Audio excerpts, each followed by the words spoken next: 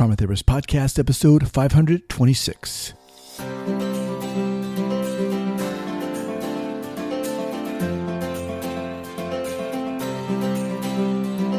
All right, welcome back to the Trauma Therapist Podcast. My name is Guy McPherson. My mission is to raise the awareness of trauma and to support and inspire new trauma therapists just starting out on the trauma-informed journey. I do that with my membership community, Trauma Therapist 2.0, my online courses and workshops, and the Trauma Therapist newsletter. If you're a therapist of any kind and you work with individuals who've been impacted by trauma, I invite you to head on over to my website at thetraumatherapistproject.com. That's thetraumatherapistproject.com. All right, let's get started. All right, you ready to do this? Let's do it. All right. So 5, 4, 3, 2, and 1. All right, folks, welcome back to the Trauma Therapist Podcast. I am very excited to have as my guest, Jackson Goding. Jackson, welcome, man. Thank you very much for having me, Guy. All right. So Jackson is a counselor and a psychotherapist at Find Reason Therapy, a private practice in Australia, and specifically Crow's Nest, which is a suburb of Australia. Jackson prides himself in helping individuals to find reason to live, to grow, and to understand. His foundations and core focus in relationships and codependency, working in particular with understanding what has happened in the past that leaves emotional pain in one's present. Jackson also has a podcast, and the name of your podcast is also Reason with Me. Reason with Me. Okay. So I want to talk about that too. All right, man. So let's jump in here. But before we do, share with our listeners where you're from originally and where you're calling from currently. So I'm originally from Sydney, New South Wales, Australia. And now I'm sort of in a suburb near Crow's Nest, but in Cremorne in Sydney. Okay, awesome. All right, so let's just dive in here. How the heck did you get into this field? You're a pretty young guy, right? Yeah. I'm a young guy. I'm 27 years old, so I guess I've been counseling for probably 5 or 6 years. And yeah, it's a good question. It's a long one, long answer, I guess. But I just always wanted to sort of help people, and I gave that answer all the time. Is when anyone asks me, like, what do you want to do in your life? I just want to help people. And that was sort of my answer for ages. And it wasn't until I started doing work on myself that I realized that isn't just the answer. The finding the real answer was we're just going to get straight into it, Guy. I'm just going to launch in. Is when I started seeing a therapist and they started telling me, they started saying that their mom was in addiction and they worked effortlessly as a kid to try and help her and fix her and do whatever they could to help her. And I was sort of thinking like, oh, is that my experience? And after like quite a lot of work early on in my career, I started to realize so I had a divorced kid. So my parents split up when I was 7. And I guess from then on, I started creating that I'm not good enough and I don't matter sort of core message and core belief about myself, and really depended on people, me needing to do a certain amount for myself and a certain amount for others to be seen and to be validated. And I got my needs met based off meeting other people's needs. And I bounced around from relationship to relationship trying to figure that out. And it wasn't until, I was about 22, 23. I'm like, that's why I'm counseling. And I strongly believe that every counselor or everyone in this profession has a reason that brings them into this space to do this sort of work. And that's a very shortened version of why I'm here. And I guess bouncing into trauma is, I started off in an addiction treatment center in Sydney called South Pacific Private, which is really based off the Meadows, which is out in the States. And I was just blown away. And this place was just this vortex and this community that was just constantly dealing with people's stuff, and all my stuff's coming out in this place as well. And I realized like these guys are talking about all their childhood experiences, and now they're all, in addiction or in their mental health, and going, just super unresolved. So I realized that, the work's there, and that's what I want to be doing. So we don't have this sort of trauma-based clinics here like we should. There's probably a couple, but not as many as there are in America and other parts of the world. So I just follow the trauma and just, work wherever it is. So I'm aware of whether it's, big kids with lots of, pasts, or really young kids that are just sort of just experiencing and still in that chaos. So yeah, that's me. Getting right into it. I appreciate you sharing that, man. I think one of the things that struck me and strike me about you, Jackson, is, I said you're young, but to start doing, work on yourself at such a young age, I think that kind of shows a lot of awareness on your part. You talked about being used the word divorced kid at 7. Would you mean you were put up for adoption at 7? No. So my parents were divorced. My parents got divorced at 7. Sorry, no. So I just, I guess I experienced that, and for different reasons. When I was 7, I didn't understand, and then my dad coming in and out, I was like, when you're in, I want to make sure that I'm this best guy, or I'd rebel against that and be seen by being really, really naughty. So my experiences was just like, please, like, love me wherever I could get it. And I didn't understand that at the time, but I really rely on my friends now, and always have done, even though me and my family, we're very strong. Like, I sort of switched and became so much more like caring and dependent on my friends, and basing all my relationships off what I could bring to them. And that's come up in different ways, in a really unhealthy way, but also in a really beautiful way. And how I guess why I'm doing this work as well is there's a lot of good that's come out of that, and a lot of pain that's come out of that too. What was the impetus for you to start seeking therapy for yourself? That's funny.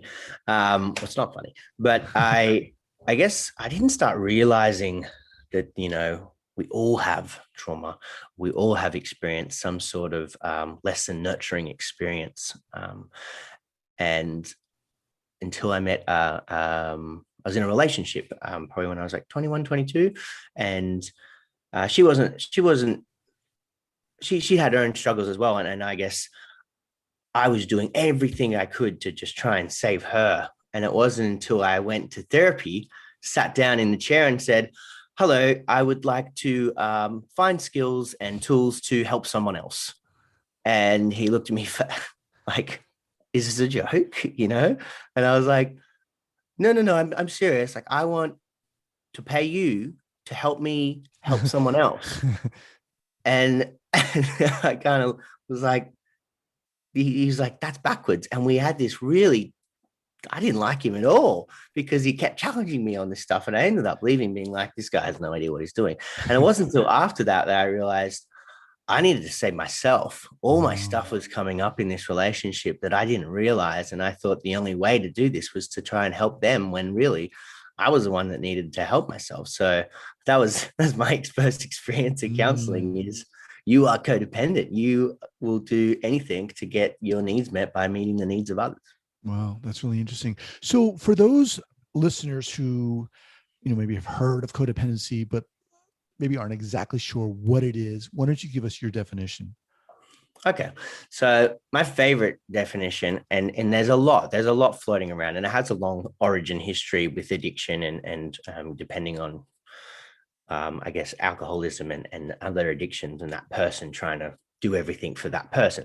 It's sort of formed and developed over time.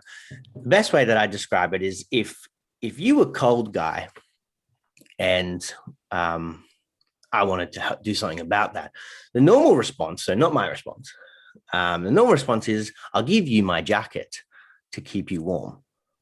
Whereas a codependence response is, I will light myself on fire to keep you warm. Wow.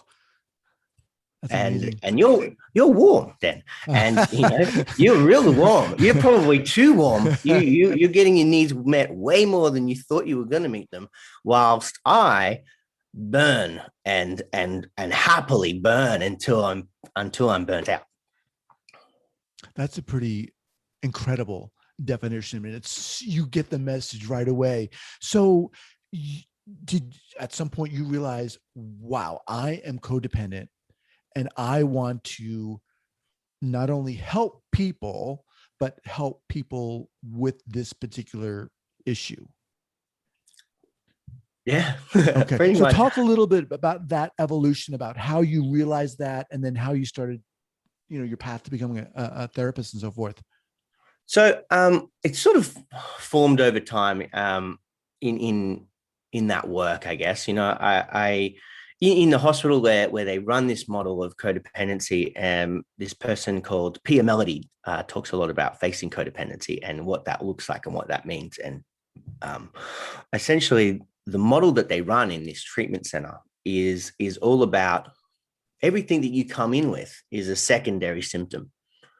And their primary symptoms or your core issues are all that stuff that's based within, all that's, all those basic needs that need to be met, like our reality, our self-esteem, our boundaries, all those basic things that I guess have been distorted when we were younger. And the more I started working and understanding that and seeing how it really shaped, people would walk in with, I've got addiction or I've got depression, and walk out with, well, I've also got codependency and intimacy issues. So I guess that sort of formulated exactly how I wanted to work. And then, I moved on to work with really, really probably the most intense kids in the state, where people that were in out of home care, so wards of the state, or kids are in care that really were at the top end of that trauma, and just how much that reality of theirs was distorted, and their beliefs about themselves were so broken and needed a lot of care. So I sort of bounce between the two, whether they're adults or whether they're young kids, and just see how that unfolds. And I think the best thing that I always come back to, and why this is sort of the core of my work, is because at the bottom of it, unless you're able to look internally and esteem yourself from within, it doesn't matter if you're taking medication for this drug, or you're trying to be abstinent for this amount of time. If you can't figure out what your needs are and what your boundaries are, and how to reshape your reality around the core message that you believe in yourself, then you're just band-aid solutioning everything. And it's only a matter of time. It's only until the next relationship you get in, until the next curveball that comes and whacks you in the face, that you go, oh, and start unraveling all that I'm not good enough message again, or whatever your message might be. So that's the work, and everyone that I see, I now go, where are you at? Like, let's talk about you, whether it's talking about their relationship, talking about their relationship to their addiction or to their mental health concern. I say, what role do you play in that? I love that. And I just want to go back to what you said when you saw that one therapist and you're like, I want to pay you to help me help someone else. And you left, what was it like for you to come to terms with, your own, lack of self-esteem? How long did it take you to kind of light that flame from within, to realize, wait a minute, this is what's going on with me, and I've got to work on this? Look, I would be lying if I said that, my shame doesn't live and decide to pop up whenever he wants to. That's my wounded child. That's going to be with me forever. So I guess now it's more about learning that I will never get rid of that shame message, but I will learn very much how to manage it and how to challenge it and how to dispute it, that it's not real. I think the part that made me start to realize that it needs to be looked at and it needs to come to the surface is that the more that I guess had this life of helping and saving others, the more that my internal world was in turmoil and chaos. And slowly, the more that happens, it just becomes toxic. So I was getting really unwell. My depression, my anxiety, my panic attacks, suicidal, all these big moments in my life where I kept coming up, and I said, it's just my shame keep coming out of my body, wanting to go, just address that you're not good enough, and either accept it and die, or work with it and start to go, that's distorted. Where did that come from? Who taught you that? Where I wasn't born with that. I was born with inherent worth. Somewhere along the line, I learned something different and started telling myself something different. So that's something that, my triggers, whatever they are, a lot of it is based on relationship. I think that most issues come down to an intimacy based issue, that it's the way that my attachment works. So I really do sit with myself and say, you are, those affirmations of challenging that message that you are good enough and you do matter, you are lovable. Those things are really important. Now, we can fake it till we make it and say those in front of a mirror and then walk out and do things that go against that and reaffirm that you aren't good enough, or we can back it up with actions and set some boundaries and figure out what it is that I need. And that's an ongoing thing. And I will have counseling for as long as I can afford it for the rest of my life, I believe. Yeah, it's very powerful, man. You're a pretty incredible dude. Sincerely, I'm kind of inspired by your wisdom. I know people are listening to this going, oh my God, I want to find out about that guy. Seriously. I really mean that. And I want to keep coming back to this because I really do think it's really powerful. Was there and again, it's hard to generalize, but was there a bottom point for you where, look, I need to get going and address this? I mean, you mentioned suicide for the first time, or suicidal ideation for the first time. What was the process for you when you were like, okay, this has to be dealt with? I think essentially it was when I was alone.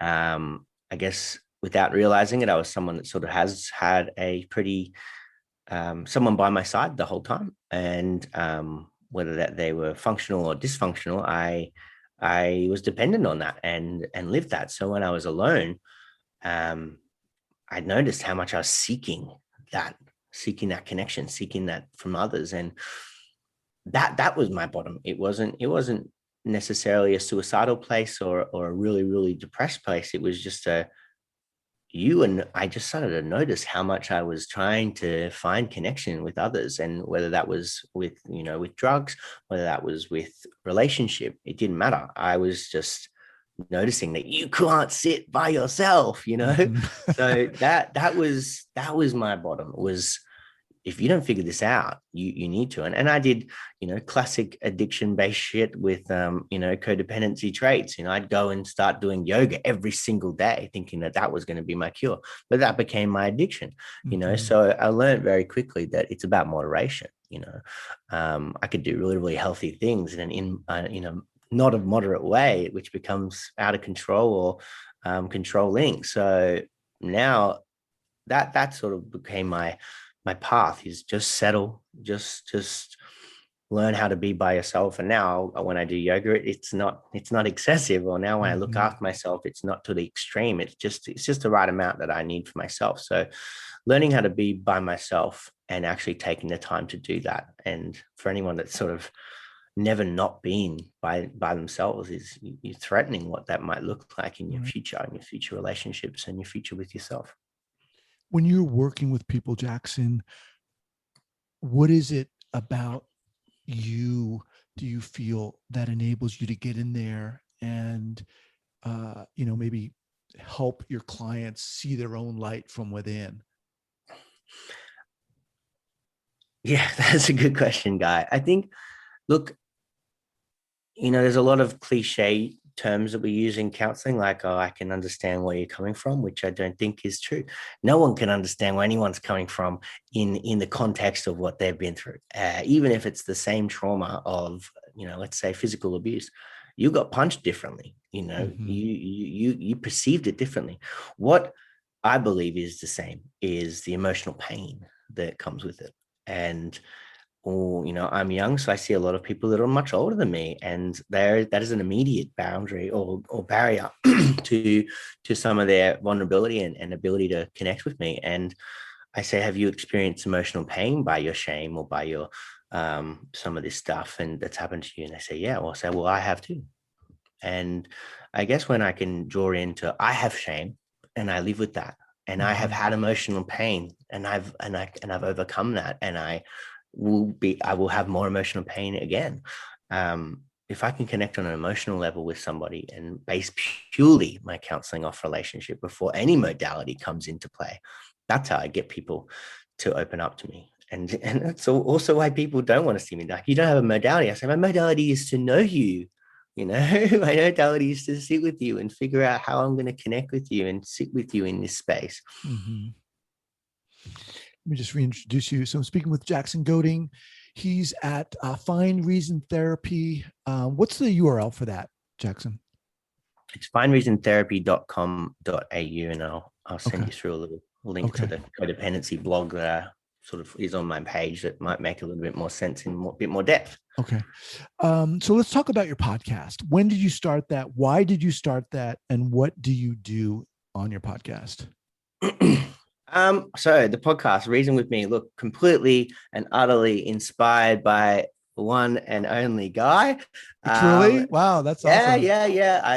I believe that your podcast is definitely the main reason that I started mine, and the trauma that's needed to be talked about is so hit in so many angles with your podcast. And look, COVID was and is a very intense thing in the world, but I guess a lot of people have taken advantage of that. And I had time. I was working from home and I was doing my thing and realized, hey, I can do it. I can do it too. And I think I just started doing things. And I like being on the camera. I like talking, and I write a lot. So I thought, why not write and talk? And eventually that stuff, talking for myself and just expressing myself and talking about the areas I work in, then became, hey, I can get some pretty cool guests on. And man, I think you told me it's like, if you just ask someone, most of them actually say yes. So, quite a few people have been on, and I've gotten a lot of opportunities like this to go speak on others as well. So, yeah, I think I started it. In probably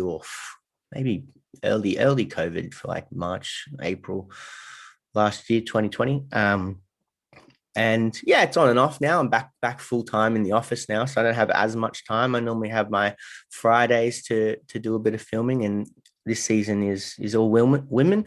So got a few more women this season to go, just to talk about their experiences. And the podcast is about building connection, talking about mental health and your overall well-being. And I guess I get people to reason with me to talk about what it is about their journey and what it is about their experiences that are innovative and unique, that bring something to educate us about where we're going and what we can do in the future.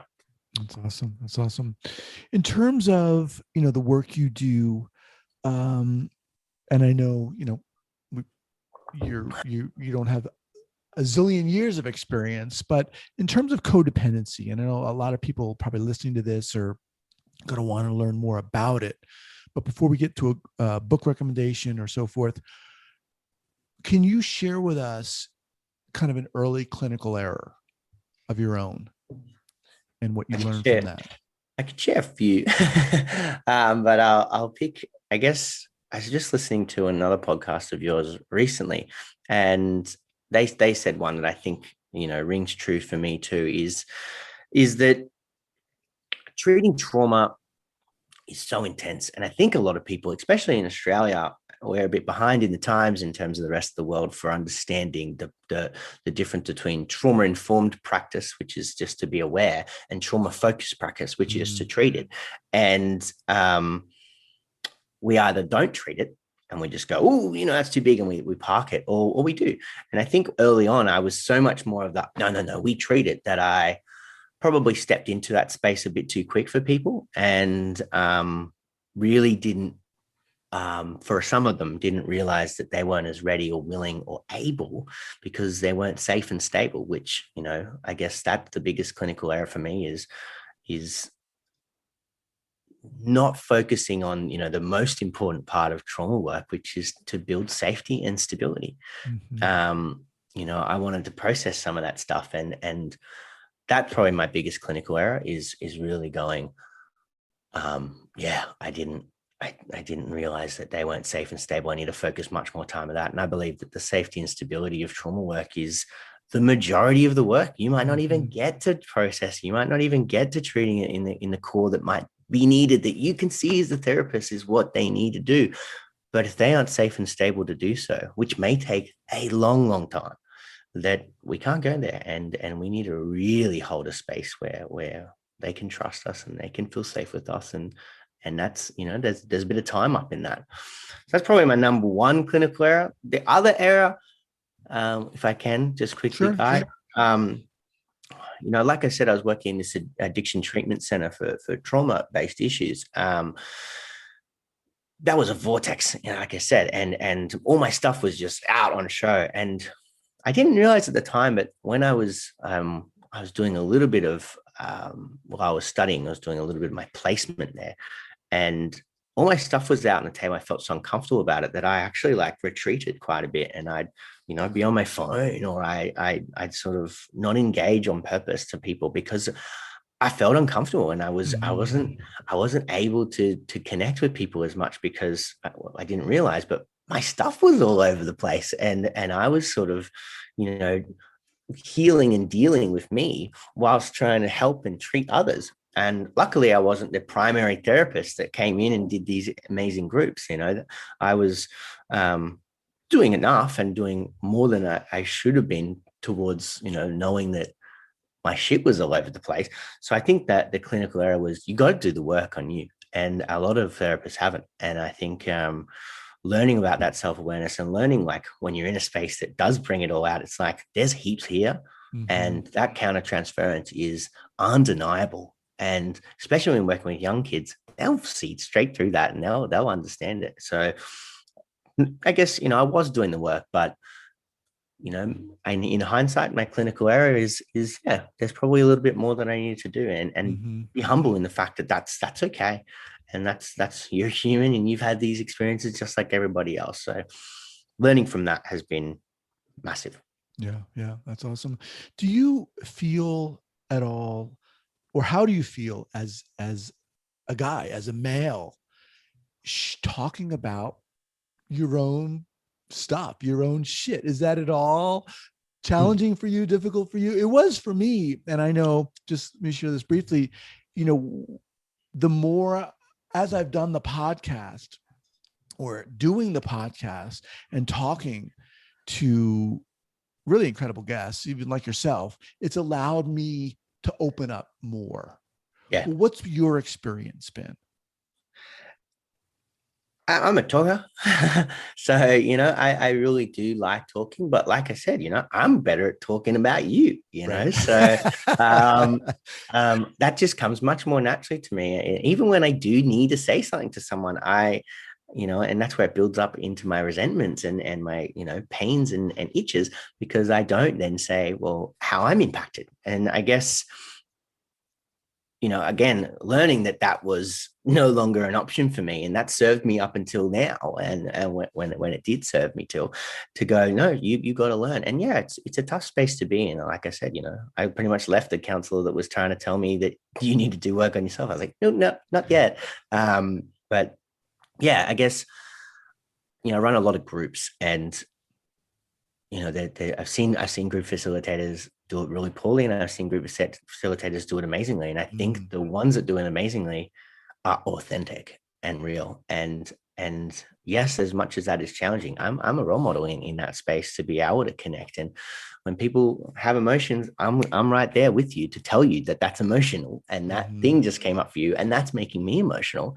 And it was uncomfortable at first, but now, I'll catch people out in the lift. I'm like, oh, this looks like you're going through something.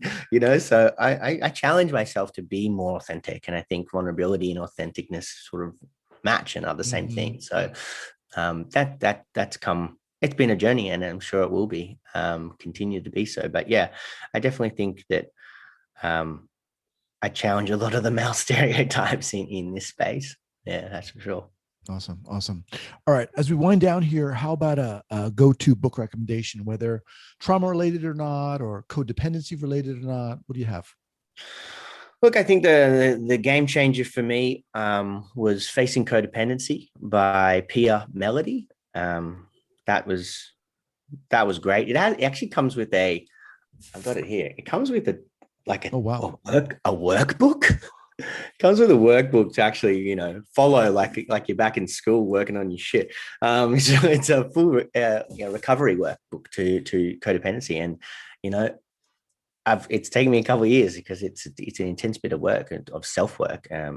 So yeah, that'd probably be my number one. And if you want the workbook, and because you really want to do more work on yourself than you need to, then yeah, do that too. But yeah, that, and then anything by Gabor Mate. I think The Realm of Hungry Ghosts. Anytime he talks about addiction, he says insert your addiction here. And I think in terms of codependency, or relationships in general, there isn't a harder addiction than relationships. They are complicated. They are everywhere you go.